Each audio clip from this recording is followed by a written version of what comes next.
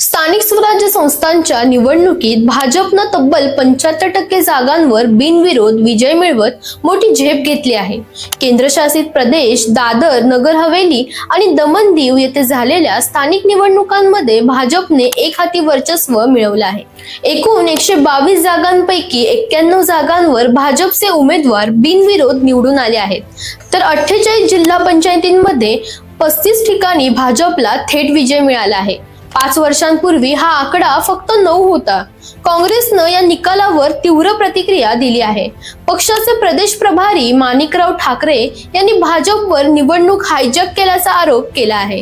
काँग्रेसच्या 80% उमेदवारांचे अर्ज बाद झाल्याचा दावा त्यांनी केला असून या विरोधात मुंबई हायकोर्टात धाव घेण्यात आली आहे।